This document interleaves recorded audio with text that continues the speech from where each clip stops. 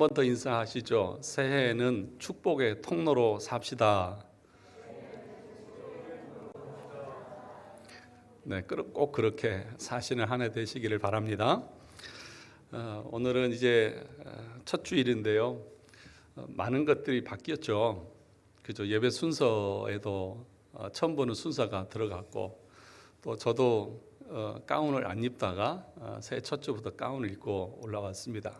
그래서 앞으로는 계속 가운을 입고 설교를 할 것입니다.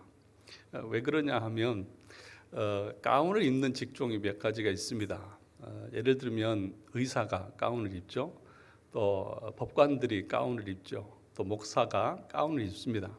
이 가운을 입는다고 하는 그 의미는 뭐냐 하면 의사는 의술로만 환자를 대하고, 또 법관은 법으로만 사람을 대하겠다는 거죠.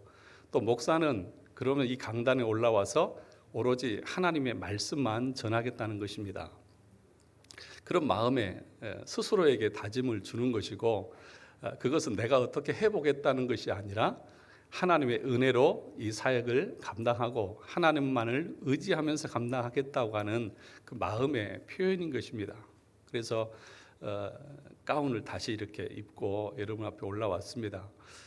제가 이제 저희 교회에 온 지 이제 6년이 지나고 7년째 이제 사역을 하게 됩니다. 어떻게 보면 한 텀이 지나고 또 새로운 이제 해기가 시작이 되어지는데, 2022년도 어떻게 우리 교회를 세워가고 또 어떻게 목회를 할까 참 많이 고민도 되고 또 여러 가지 생각들이 많이 있지만, 중요한 것은 하나님 앞에 서는 것이고 또 말씀 위에 서는 것이고 진리를 바로 증거하고 영혼 구원을 위해서 사는 것이 우리의 본질적인 삶의 목적이라고 하는 것들을 다시 보게 됩니다. 그래서 그런 의미로 이렇게 가운을 입고 올라왔습니다. 그래서 저는 이 강단에 올라올 때는 저 유혜경 씨의 남편도 아니고요, 또 누구의 아버지도 아니고 누구의 아들도 아니고 또 나이가 몇 살이고 이것도 중요하지 않습니다. 저는 오로지 하나님의 말씀을 전하는 자로, 주님의 종으로 말씀을 맡은 자로 서 있을 뿐입니다. 그래서 다른 것과 타협하지 않고,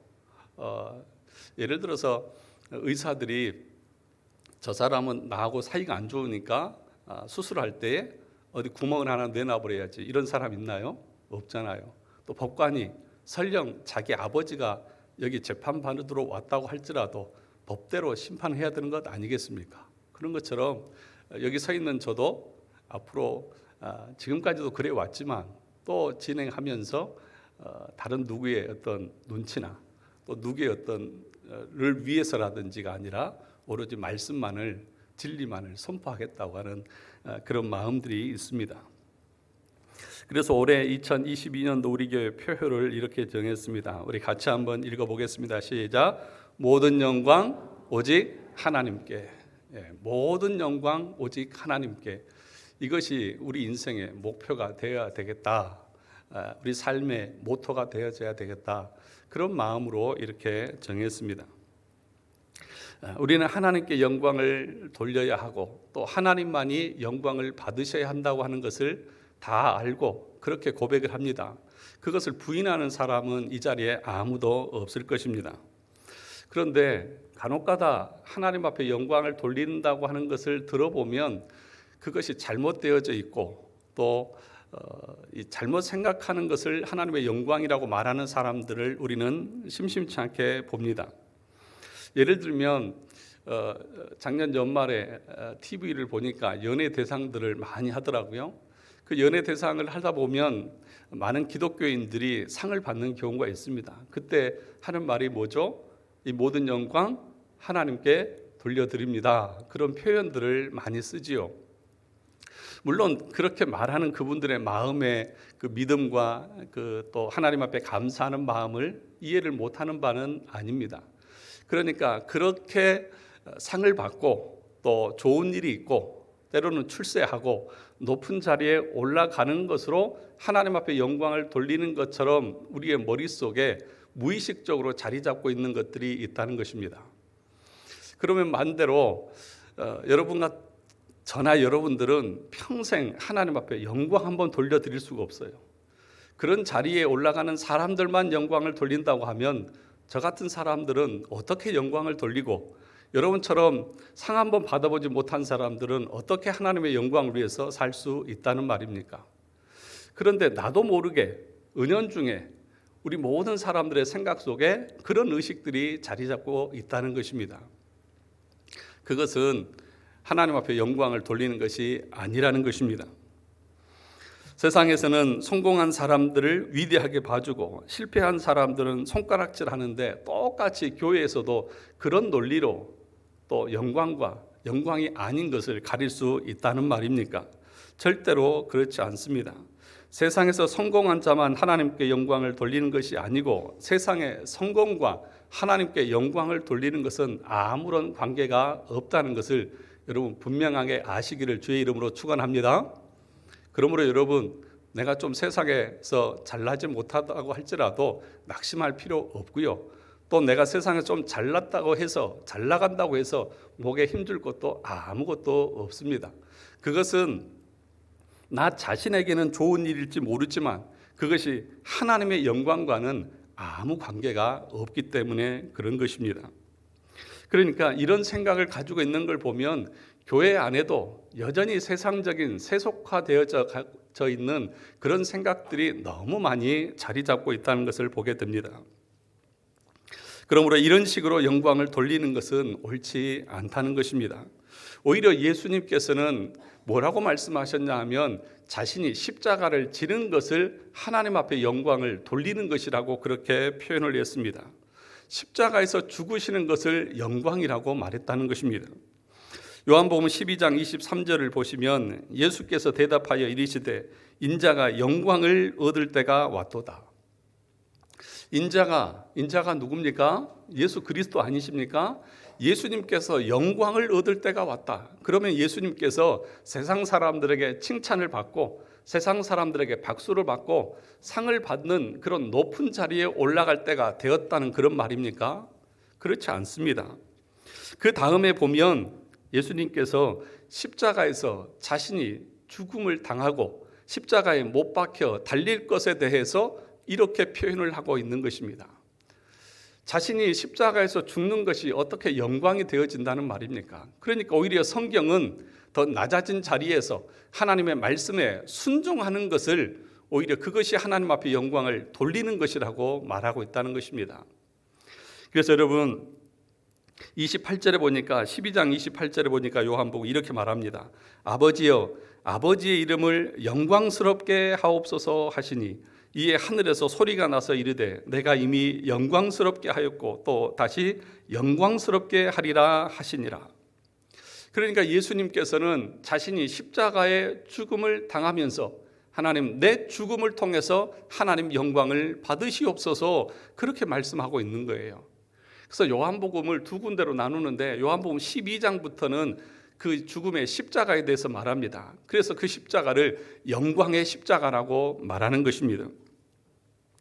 그러므로 사랑하는 성도 여러분, 하나님께서 진정 영광을 받으시는 것은 내가 세상적으로 무슨 성공을 거두고 출세를 하고 높은 자리에 올라갈 때가 아니라는 것입니다.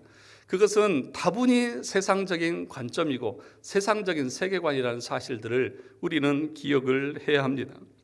그래서 이런 세계관들이 자리 잡고 있으니까 심지어는 어떻게 말을 하냐면, 제 기억으로 제가 고등학교 다닐 때에, 고등부에 나올 때에 고등부에 같은 친구가 있는 집사님은 자기 자녀들을 주일날 교회를 안 보내시더라고요.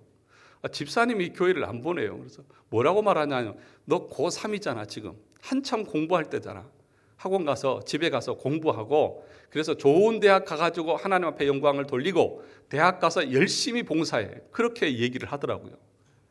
그러니까 이렇게 세상에서 출세하고 높은 자리에 올라가는 것을 하나님 앞에 영광을 돌리는 것이라고 생각하니까 그런 가치관 가지고 살아가는 거예요. 어디 성경에 그런 것이 있습니까? 어떻게 그것이 성경에서 하나님 앞에 영광을 돌린다고 말한 적이 있습니까? 오히려 하나님이신 예수님께서 뭐라고 말씀하셨습니까? 그 아버지의 말씀대로 내가 십자가에서 죽는 것이 아버지의 영광을 드러내는 것이다, 그렇게 말하고 있지 않습니까? 그러므로 여러분, 내가 하나님의 말씀에 순종하지 않고 낮은 자리에 엎드리지 않고 겸손하게 섬기지 않으면서 내가 세상적으로 성공해서 하나님 앞에 영광을 돌려야지, 이것처럼 비성경적인 것이 없다는 사실을 여러분 기억하셔야 합니다. 그래서 여러분 자녀들에게도 얘들아, 세상에서 출세하고 잘 돼야 하나님의 영광을 받으신단다, 이렇게 가르치는 것은 너무너무 비성경적이라는 사실을 알아야 합니다. 그럼 어떻게 가르쳐야 합니까? 하나님의 말씀에 순종함으로 그 하나님의 영광을 받으신다는 것을 아이들에게 가르쳐야죠. 성경에는 절대로 그렇게 말하지 않습니다. 그래서 뭐라고 말하냐면 우리의 어떤 행위로 말미암아서, 여러분들이 선한 행위든지 악한 행위든지 여러분의 어떤 행위로 말미암아서도 하나님은 영광을 받지도 않으시고 하나님은 실망하시지도 않는다고 웨스트민스터 신앙 고백서에서 말하고 있습니다. 여러분 수요일 날 공부하신 분들은 알잖아요. 하나님은 스스로가 영광으로 충만하신 분이세요. 무슨 영광이 부족해서 여러분들이 무슨 선행을 하고 여러분들이 무슨 좋은 일을 해야만 하나님의 영광이 채워지는 것이 아니라 그분 스스로 영광으로 가득하신 분이에요. 그러니까 여러분의 어떤 선행의 결과에 따라서 하나님이 뭘 달리 변화가 일어나시는 분이 아니라는 사실입니다. 그러므로 여러분, 우리가 알아야 될 것이 있는데 그것은 뭐냐 하면 내 행위로 영광을 돌리는 것이 아니라 우리는 존재 자체가 하나님의 영광을 위해서 지음받았다는 사실을 알아야 합니다. 무슨 얘기입니까? 이 존재 자체가 하나님의 영광을 위해서 지음받았다는 사실을 모르니까 자신이 뭘 행해서 하나님 앞에 영광을 돌리려고 한다는 것입니다. 하나님이 우리를 왜 창조하셨습니까? 왜 우리를 만드셨습니까?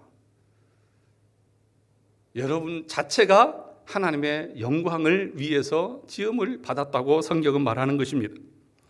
여러분 소요리 문답, 어린이들을 가르치는 교리 문답 제1번이 무엇입니까? 사람의 제일 되는 목적이 무엇입니까?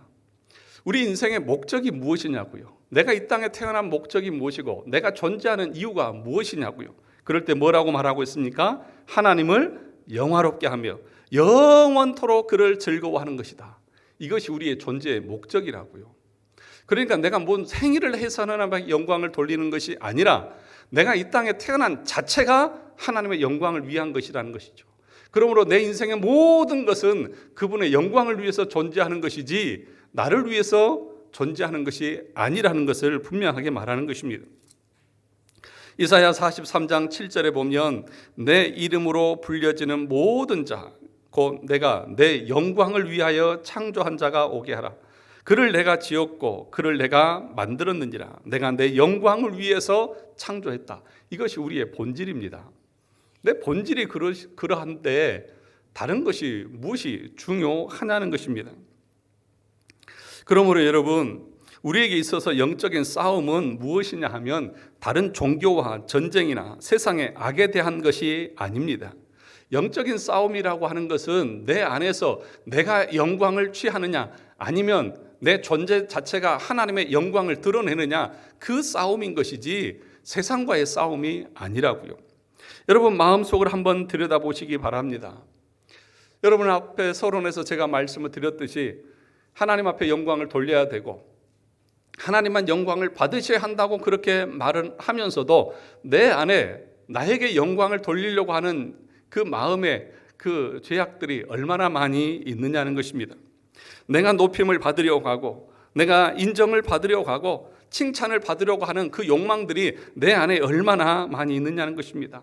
그래서 조금 알아주지 않으면 삐져지고 조금 대우를 잘 해주지 않으면 토라지고 상처받고 나를 알아주지 않는다고 힘들어하는 사람들이 얼마나 많이 있습니까?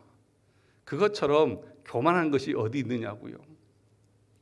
왜요? 우리는 모든 존재 자체가 하나님의 영광을 위해서 존재하는 것이지 나에게 돌릴 수 있는 영광은 단 1%도 0.0001%도 나에게는 없다고요. 모든 영광은 오로지 하나님이 받으셔야 하지 내가 받을 영광은 어느 곳에도 없다. 어느 시간도 어느 장소도 어느 조건도 없다는 것입니다. 그런데 여러분 마음 가운데 혹시 그런 것은 없지 않느냐는 것이죠. 여러분 또 그런 경험 하신 적 없느냐는 것이죠. 분위기 자체가 막 혼나시는 그런 분위기인 것 같아요. 저도 마찬가지고 모든 직분자들이 마찬가지고 교회에 오는 모든 분들은 내가 어떤 대접을 받기 위해서 오는 것이 아니라 오로지 하나님이 기뻐서, 하나님 앞에 예배 드리는 것이 즐거워서, 그분이 영광을 받으시는 것이 기뻐서 그분을 위해서 나오는 것이지, 내가 교회 안에 들어와서 뭘 해서 내 행위를 통해서 내가 칭찬을 받고 뭘 해서 내가 내 자존심을 드러내고 내 인정받기 위해서 교회에 오는 것이 아니라는 것입니다. 그래서 무엇이 타락입니까? 무엇이 타락이죠? 우리가 교회에 안 나오는 것이 타락이고 세상에서 흥청망청 사는 것이 타락입니까? 그것은 말할 것도 없는 것이고요. 진짜 영적인 타락은 무엇이냐 하면 하나님이 받으셔야 할 영광을 내가 가로채는 것이 영광인 거죠. 사단이, 천사가 타락한 것은 하나님의 위치를 자기가 침범하려고 하는 것, 하나님이 받으셔야 할 영광을 자기가 취하려고 해서 타락한 것 아닙니까? 그러니까 교회 안에 타락한 사람들이 너무 많은 거예요. 목사부터 그렇고 교회 중직자들도 그렇고 하나님이 받으셔야 할 영광을 자기가 다 차지하고 자기가 누리고 자기가 모든 것을 다 받으려고 하는 타락한 사람들이 교회 안에 너무 많다는 것입니다. 그러므로 여러분, 영적인 전쟁은요, 신앙생활에 있어서 영적인 전쟁은 내 안에서 일어나는, 내가 인정을 받고 내가 칭찬을 받고 내가 높임을 받으려고 하는 이 영적인 교만함들과 싸우는 것이 영적인 전쟁입니다.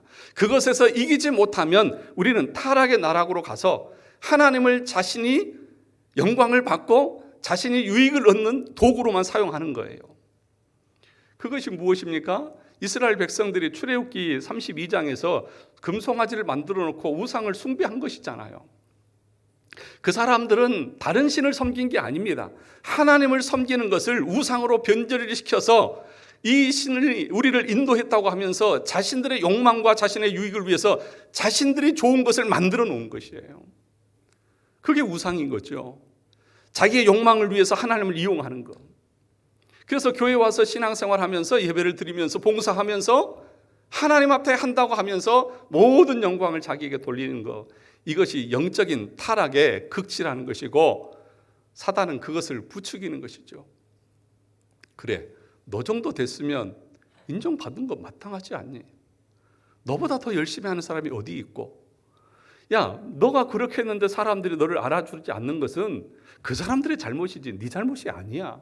그러면서 우리 안에 있는 이 타락한 본성과 죄성들을 계속해서 부추기는 것이죠. 여러분, 우리가 예수 그리스도의 그 십자가의 보혈의 피로 의롭게 되어졌습니다. 그래서 우리의 죄의 책임이 다 용서가 되어졌습니다. 그러면 우리의 본성은 의로워졌습니까? 아니면 여전히 죄성이 남아 있습니까? 왜 대답을 안 하세요? 여전히 죄성이 남아 있잖아요.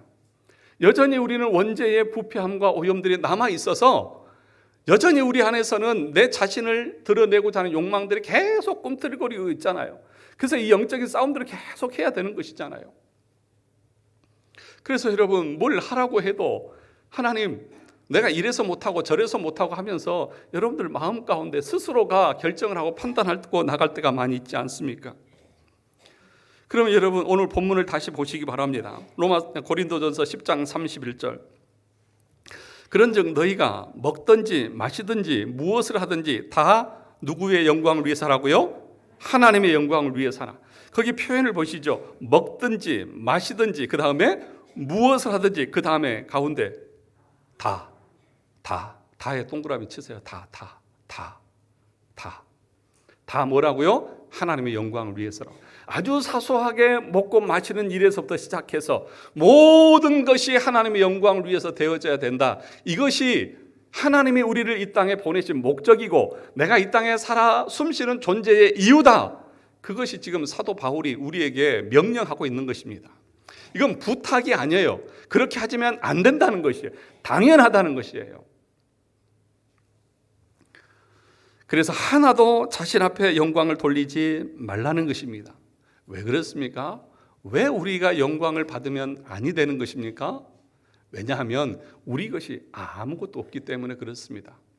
창세기 1장 1절에서 뭐라고 말했습니까? 태초에 하나님이 천지를 창조하시니라. 그 천지, 만물, 모든 것, 우리 자신까지 누가 만드셨습니까? 하나님이 만드셨습니다. 그러니까 우리의 이 말 속에는요, 어떤 의미가 담겨져 있냐면 우리의 소유가 아무것도 없다는 거예요. 내가 소유권을 주장할 수 있는 것이 아무것도 없다는 거예요. 창조뿐만 아니라 우리의 마지막 인생까지 우리가 내 것이라고 주장할 수 있고 내가 모든 것을 이루었다고 말할 수 있는 것이 아무것도 없다는 것입니다. 그 말씀이 오늘 그 다음에 읽었던 로마서 11장 36절 바울의 말씀인 거예요. 우리 다시 한번 읽어볼까요? 자막 한번 띄워주세요. 로마서 11장 36절 같이 읽어보겠습니다. 시작. 이는 만물이 주에게서 나오고 주로 말미암고 주에게로 돌아감이라. 그에게 영광이 세세에 있을지어다. 아멘. 이 신앙 가운데, 성경 가운데 가장 중요한 말씀 중에 한 구절입니다. 여러분 별로 중요하게 여기시지 않죠? 저런 말씀은 내가 오늘 처음 듣는 것 같다, 그런 분도 있을지 모르겠어요. 다시 보십시오. 만물이 어디서 나와요? 주에게서 나오고 태초에 하나님이 천지를 창조하시니라. 모든 것은 하나님이 창조하셨어요. 나 자신도 하나님이 만드시고 이 땅에 보내주셨습니다. 만물이 주에게서 나오고 라고 하는 말은 다른 말로 하면 내가 소유권을 주장할 수 있는 것이 아무것도 없다는 것입니다. 그 다음에 또 뭐라고 말합니까? 주로 말미암고, 그러니까 우리가 살아가는 데 필요한 모든 것도 누가 주신 것이라는 거예요? 우리 주님이 주신 것이라는 거예요. 여러분 저를 한번 보세요. 잘생겼죠? 비웃으시는 것 같은데 누가 제 얼굴을 주셨어요? 제가 만들었어요? 저를 이 자리에 서게 하신 분은 누구죠? 아이고, 제가 열심히 공부하고 애쓰고 해서 이 자리에 쓴 거죠. 그렇습니까? 여러분들이 가지고 있는 언변이나 지식이나 지금 밥 벌어먹고 사는 그 모든 재능들 다 누가 주신 거라고요? 하나님이 주신 것이라고요. 비록 사람들과 비교해서 우리가 때로는 하나님을 향해서 원망하고, 하나님 나는 왜 이렇게 못생기게 만들었고, 나는 왜 이렇게 키가 작고, 나는 왜 이렇게 하면서 불평할지 모르지만 그거 하나라도, 그것마저도 누가 주셨다고요? 하나님이 주셨다고요. 그 말이 주로 말미암고입니다. 그리고 뭐라고 말합니까? 마지막에 주에게로 돌아갑니다. 모든 것은 하나님 앞에 가는 거예요. 모든 시작부터 마지막까지 다 하나님이 하셨다는 거예요. 그러므로 우리가 내 것을 주장할 수 있는 것이 아무것도 없고, 그러므로 내가 영광을 받을 이유가 아무것도 없다는 거예요. 그런데 인간은 교만해서 자기가 뭔가를 한 것처럼, 자기의 능력인 것처럼, 자기가 다 한 것처럼, 자기가 영광을 받으려고 한 것처럼 교만하고 어리석은 것이 어디 있냐는 것입니다.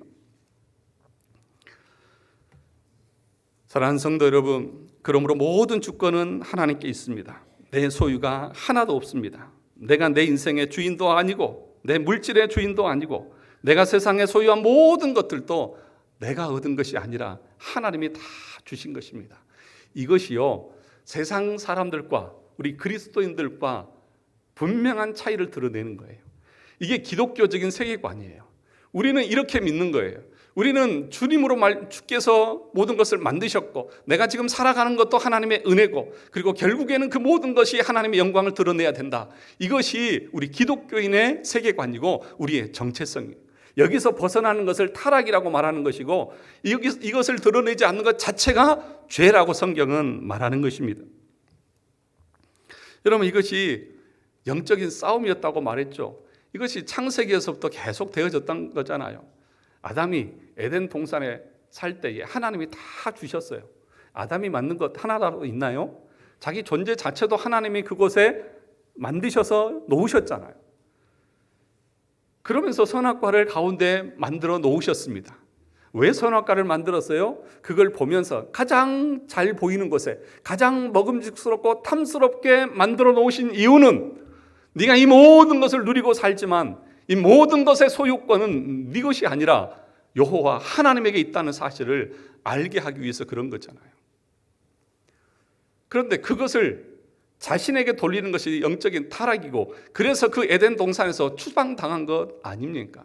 그 싸움을 지금도 여전히 우리가 하고 있고, 여러분 마음속에서 여전히 하고 있다는 사실들을 우리가 알아야 한다는 것입니다. 그런데 이걸 사실 사람들이 몰라요. 아무리 이렇게 얘기해도요, 여러분 마음 가운데는요, 그래도 내가 뭐 한 게 있지 라고 하는 생각이 있어요. 그래서 오죽하면 우리 주님께서 사람들에게 무슨 예화까지 들으셨냐 하면 이런 예를 들었습니다.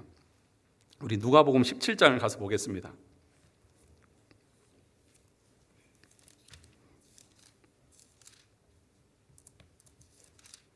누가복음 17장 7절부터 10절의 말씀입니다.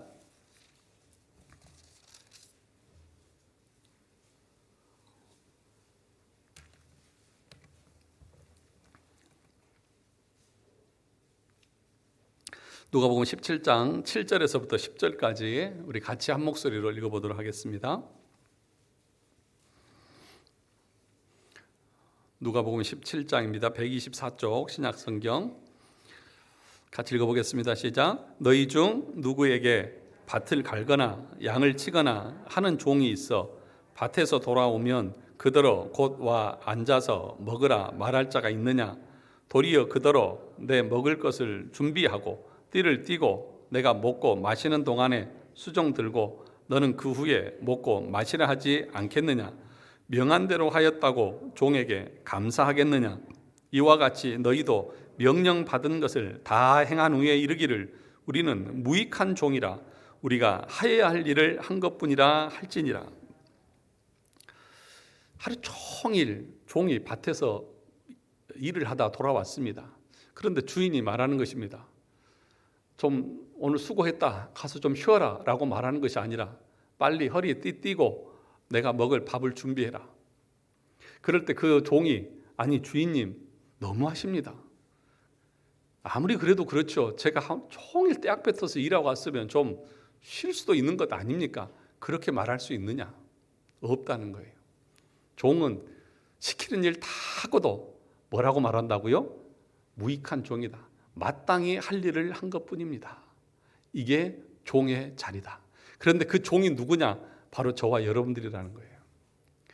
우리는 예수 그리스도를 나의 주님이라고 고백합니다. 주님이 나의 주인이십니다. 모든 것의 주인이십니다. 그러므로 내가 주를 위해서 아무리 많은 것을 했다고 할지라도, 내 전부를 드렸다고 할지라도 내가 주님 앞에 요구할 수 있는 자격이나 권리는 없습니다. 우리가 지지난주 수요일 날 배웠죠. 하나님과 우리의 간격은 너무 멀어서 그분이 우리가 아무리 많은 것을 그분 앞에 드렸다 할지라도 우리는 아무것도 요구할 수 없습니다. 우리 웨스트민스터 신앙 고백사하면서 배웠잖아요. 그분과 우리는 너무 멀어요. 얼마나 뭐냐? 그분은 창조주고 우리는 피조물이에요. 그 간격은 그 무엇으로도 메꿀 수 없어요. 그게 하나님과 우리의 관계라는 거예요. 그런데 우리가 뭘 했다고 하나님 앞에 영광을 취하고 하나님이 받으셔야 할 영광을 내가 가로챌 수 있느냐는 거죠. 아무 자격 없다는 거예요. 이걸 인식하고 이걸 가지고 살아가는 사람과 그렇지 않은 사람과의 그 신앙의 삶은 완전히 다른 것입니다. 그러면 오늘 본문을 다시 한번 보시죠. 우리가 고린도전서 10장 전체를 읽지는 않았지만 여러분 10장을 다시 한번 보시면 이런 얘기가 나옵니다. 뭐냐 하면 지금 바울은 고린도 교회 성도들을 향해서 경고하고 있는 거예요. 뭘 경고하고 있냐 하면 고린도 교회 성도들을 향해서 1절 보시죠. 고린도전서 10장 1절을 보시죠.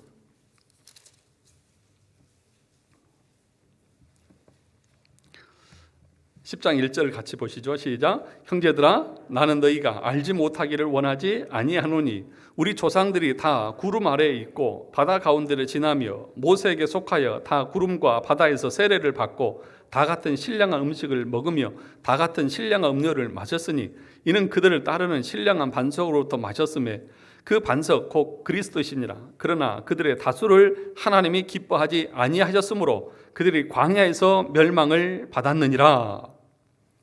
무슨 얘기냐 하면 지금 고린도 교회의 성도들을 향해서 구약의 이스라엘 백성들이 출애굽하면서 홍해를 가르고 광야 생활할 때 반석에서 물이 나오고 하는 것들을 예를 들면서 설명을 하고 있는 거예요. 왜 이 얘기를 하고 있을까요? 지금 성찬과 세례 이런 것들을 얘기하는 이유는 지금 고린도 교회 성도들이 예수 그리스도로 말미암아서 구원을 받고 세례에 참석하고 성찬에 참여하는 그들의 삶을 비교해 주고 있는 거예요. 그런데 그렇게 살았던 그 이스라엘 백성들도 하나님이 어떻게 하셨다고요? 다수를 기뻐하지 않으셨고 결국에는 그들을 광야에서 죽이셨다라고 말하면서 너희들이 지금 그렇게 구원받았다고 그렇게 방심하고 방탕하고 하나님의 영광을 위해서 살지 않는다고 하면 하나님 앞에 합당한 자가 아니다 라고 하는 것들을 경고하고 있는 거예요. 11절 12절도 보시죠. 10장 11절 12절. 그들에게 일어난 이런 일은 뭐가 본보기가 되고 또한 말세를 만난 누구에게 우리를 깨우치기 위하여 기록되었느니라. 그런즉 그 다음에 선줄로 생각하는 자는 넘어질까 조심하라. 다 된 것처럼 구원을 다 이룬 것처럼 교만하게 하나님 앞에서 자신의 죄인됨과 자신의 인생의 연약함과 우리 육체의 타락함들을 인정하지 않고 자기가 모든 것이 다 되어진 것처럼 교만하게 살고 있는 그들을 향하여서 바울은 지금 뭐라고 경고합니까? 뭘 예를 들어서 경고합니까? 봐라, 이스라엘 백성들 하나님의 큰 은혜를 경험하고 그 광야 가운데 큰 축복을 경험했음에도 불구하고 그들이 우상을 숭배하고 그들이 음란하고 그들이 하나님을 향해서 원망하고 불평할 때에 그들이 어떻게 되어졌느냐? 그 광야에 다 쓰러지지 않았느냐? 시체가 그 광야에 널브러져 있지 않았느냐? 하나님이 그들을 심판하지 않았느냐? 그러므로 너희도 이것을 본보기로 삼고 너희 자신을 돌아보라고 말하는 거예요. 그러면서 뭐라고 말합니까? 너 자신의 유익만을 위하지 말고 다른 사람의 유익을 위하라고 그렇게 말씀을 하고 있는 것입니다. 사랑하는 성도 여러분, 우리는 다 이룬 사람들이 아닙니다. 구원받은 하나님의 백성들, 칭의받고 양자된 하나님의 백성들은 성화의 길을 가게 되어져 있습니다. 그것이 하나님의 은혜로 되어지는 것이죠. 그 말은 다른 말로 하면 하나님의 영광을 위해서 살아가게 되는 거예요. 그 하나님의 구원의 감격이 너무 깊고 크고 놀라워서 그 은혜의 감격 속에서 하나님의 영광을 위해서 살아가게 되어진 것이 구원받은 하나님의 백성의 자연스러운 모습이라는 것입니다. 그런데 여러분, 타락한 인간의 모습은 어떠냐 하면 자기의 유익을 구하는 거예요. 그래서 존 스토트 목사님은 이렇게 말했습니다. 타락한 인간의 죄성을 한마디로 말하면 자기 중심성이다. 타락한 인간의 본성이 뭐라고요? 자기 중심이에요. 자기 중심. 모든 것을 자기 중심으로 생각하고요. 무슨 일을 하든지 자기 영광을 생각하고요. 자기 유익을 생각하는 것이 타락한 본성의 중심에 있다고 말합니다. 또 우리나라 교수님 중에 유명한 김세윤 교수님도 뭐라고 말했냐면 그것을 자기 주장의 의지라고 말했습니다. 결국에는 자신이 주인이고 자신이 중심이 되는 것입니다. 그 말은 결과적으로 갈 때는 어떻게 나타나냐 하면 자신이 하나님과 같은 존재가 되려고 하는 모습으로 드러나는 거예요.